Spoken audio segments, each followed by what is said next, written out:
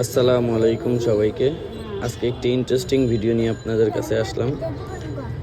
আমি যখন আমার বারান্দার কবুতরগুলি সরিয়ে ফেলি তখন এক জোড়া কবুতর হলো আমার কাজিনকে দিছিলাম। কাজিন হলো অনেক ছোট, সে এখনও ক্লাস 2-এ পড়ে।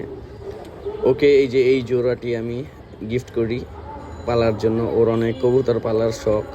তো এই জোড়া থেকে একটি কালা গররা বাচ্চা আসছে। বাবা হলো খাকি গররা আর মা হলো ফুটকি টাইপের। এটি হলো মা। ফুটকি একটা কবুতর আমার বারান্দা দিয়ে ভালো ফ্লাই করতো, অনেক সুন্দর ফ্লাই করতো। জন্মগতভাবে ঠোঁট কাটা ওর।